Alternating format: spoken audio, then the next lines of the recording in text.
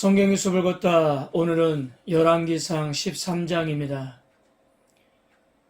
솔로몬의 죄와 르호보암의 어리석음으로 왕국이 분열되긴 했지만 북이스라엘도 하나님을 섬겨야 하는 하나님의 백성들입니다.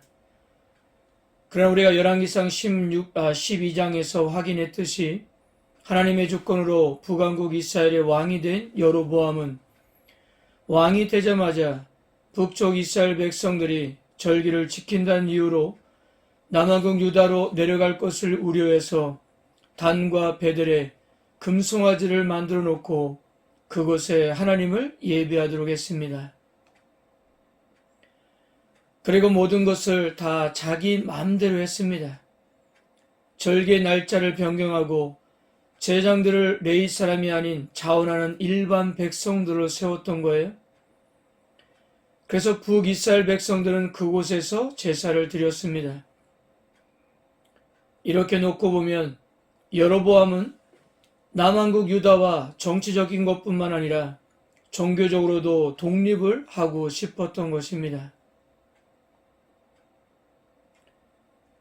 그렇다면 여기에 대해서 하나님께서는 어떤 반응을 보이셨습니까? 오늘 13장 1절입니다. 보라, 그때에 하나님의 사람이 여호와의 말씀으로 말미암아 유다에서부터 베델에 이르니 마침 여로보암이 제단 곁에 서서 분향하는지라. 먼저 1절에서 보라라는 말로 시작하는데요. 이것은 여로보암의 행위에 대해서 하나님께서 어떻게 반응하고 계신지를 한번 보라는 의미입니다. 하나님께서는 여로보암에게 이름이 밝혀지지 않았던 하나님의 사람을 보냈습니다.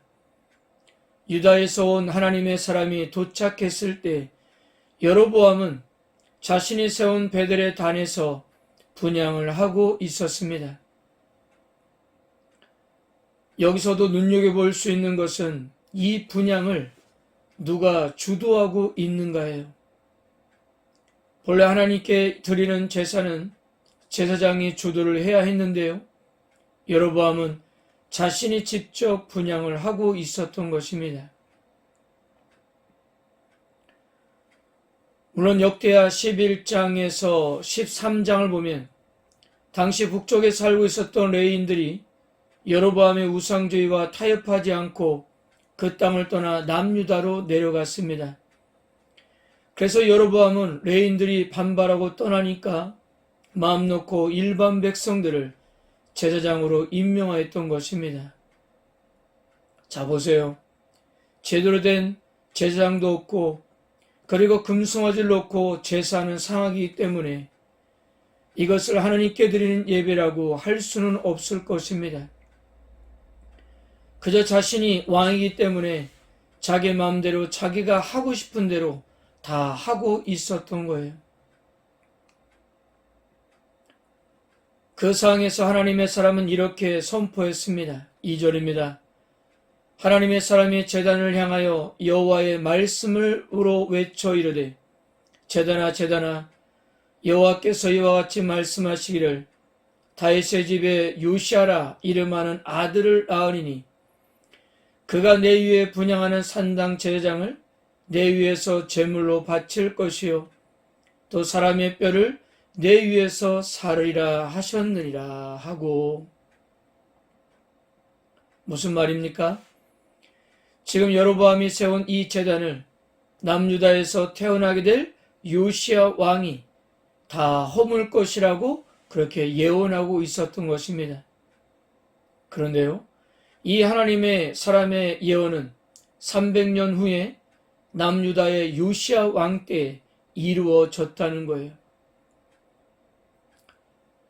좀 길지만 열왕기하 23장 15절에서 20절을 같이 한번 보겠습니다. 또한 이스라엘에게 범죄한 느밧의 아들 여로보암이 베델에 세운 제단과 산당을 왕이 헐고 또 그 산당을 불사르고 빻아서 가루를 만들며 또 아세라 목상을 불살랐더라. 요시아가 몸을 돌이켜 산에 있는 무덤들을 보고 보내어 그 무덤에서 해골을 가져다가 제단 위에서 불살라 그 제단을 더럽게 하니라. 이 일을 하나님의 사람이 전하였더니 그 전한 여호와의 말씀대로 되었더라. 요시야가 이르되 내게 보이는 저것은 무슨 비석이냐 하니 성읍 사람들이 그에게 말하되 왕께서 베델의 제단에 대하여 행하신 이 일을 전하러 유다에서 왔던 하나님의 사람의 묘실이니이다 하니라. 이르되 그대로 두고 그의 뼈를 옮기지 말라 하며 무리가 그의 뼈와 사마리에서 온 선지자의 뼈는 그대로 두었더라. 전에 이스라엘 여러 왕이 사마리아 각 성읍에 지어서 여호와를 경록케 한 산당을 요시야가 다 제거하되 베델에서 행한 모든 일들을 행하고 또 거기 있는 산당의 제장들을 다 제단 위에서 죽이고 사람의 해골을 제단 위에서 불사르고 예루살렘으로 돌아왔더라. 오늘 본문에서 하나님의 사람이 예언했던 말씀은 300년 후에 그대로 이루어지게 되었던 것입니다. 이 하나님의 사람의 예언이 듣기가 싫었던지 여로보암은 그를 잡으라고 손을 내밀어 명령할 때 그의 손이 말라 고두지 못했고 그리고 자신의 부탁으로 하나님의 사람이 기도할 적에 다시 손이 정상으로 돌아왔습니다. 그래서 여로보암은 그 하나님의 사람에게 살해를 하겠다고 자신과 함께 집으로 가자고 했습니다. 그러나 하나님의 사람은 그곳에서 떡도 먹지 말며 물도 마시지 말고 왔던 길로 되돌아가지도 말라는 하나님의 명령에 순종하면서 여로보암의 제안을 거절하고 다른 길로 돌아갔습니다. 이렇게 하나님의 사람에게 떡과 물도 마시지 말라 했던 것은 북이스라엘의 종교를 하나님께서 인정하시지 않는다는 의미였던 것입니다. 자, 여기까지는 이해하는 데 별로 어려움이 없을 것입니다. 그러나 11절부터 이어지는 베델의 늙은 선지자와 유다에서 온 하나님의 사람과의 이야기는 이해하기가 좀 난해합니다. 학자들 안에서도 주장들이 일치되지 않는 본문입니다. 베델의 늙은 선지자는 누구인지, 그가 거짓말하면서까지 유다에서 온 하나님의 사람을 속인 이유가 무엇인지는 명확하게 알 수는 없습니다. 그러나 열왕기상 13장 전체에서 말하고자 하는 것은 분명해 보입니다. 그것은 하나님의 입에서 나온 말씀은 반드시 이루어진다는 것이었어요. 그래서 하나님께서는 여로보암에게 이러한 그림을 보여주시고자 베델의 늙은 선지자와 유다에서 온 하나님의 사람의 이야기를 하고 있었던 것입니다. 하나님의 말씀은 반드시 현실 세계에서 이루어지기 때문이에요. 자, 보세요. 하나님은 유다에서 보낸 하나님의 사람에게 떡도 먹지 말고 물도 마시지 말고 왔던 길로도 되돌아오지 말라고 명령하였습니다. 그러나 베델의 늙은 선지자의 거짓으로 그만 떡과 물을 마셨습니다. 그러자 하나님은 베델의 선지자의 입을 통해서 유다에서 온 하나님의 사람에게 이렇게 말씀하셨습니다. 21절과 22절입니다. 그가 유다에서부터 온 하나님의 사람을 향하여 외쳐 이르되 여호와의 말씀에 내가 여호와의 말씀을 어기며 내 하나님 여호와께서 내게 내리신 명령을 지키지 아니하고 돌아와서 여호와가 너더러 떡도 먹지 말고 물도 마시지 말라 하신 곳에서 떡을 먹고 물을 마셨으니 내 시체가 내 조상들의 묘실에 들어가지 못하리라 하셨느니라 하니라. 결국 하나님의 말씀에 순종하지 않았던 유다에서 온 하나님의 사람은 돌아가는 길에 사자에 의해 죽임을 당합니다. 그리고 사자와 나귀는 그저 시체 옆에서 있을 뿐이었어요. 그러니까 이 그림은 바로 하나님께서 하셨다는 것을 보여주기 위함입니다. 그래서 베들의 선자는 유다에서 온 선자의 시체를 수습하고 장례를 치르면서 이렇게 말했습니다. 32절입니다.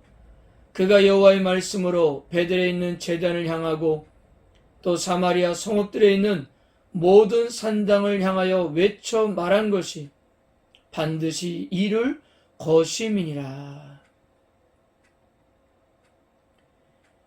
이 베들에 있는 선자도 하나님의 말씀에 순종하지 않았던 유다에서 온 선자의 죽음을 보면서 북이스라엘에 대해서 선포한 말씀이 반드시 이루어질 것임을 확신하게 되었던 것입니다. 자, 이처럼 일련의 사건을 통해서 베들의 늙은 선지자는 하나님의 말씀은 반드시 현실 세계에서 이루어질 것이라는 사실을 알게 되었던 것입니다. 성경 기자가 그에 대해서 지금까지 긍정적으로 평가하는지 아니면 부정적으로 평가했는지가 명확하지는 않지만 그러나 분명한 것은 유다의 선지자의 죽음을 보면서 하나님의 말씀의 권위에 대해서 확실히 두려움을 갖게 되었고 반드시 선포된 말씀이 이루어진다는 사실을 믿었던 것입니다. 자, 그러니까요. 여로보암도 얼마든지 회개하고 돌이킬 수가 있었다는 거죠.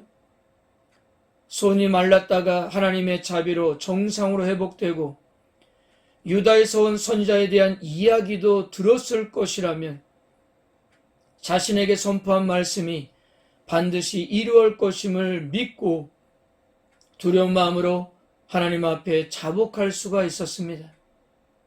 그러나 결국 여로보암은 돌이키지 않았어요. 33절과 34절입니다.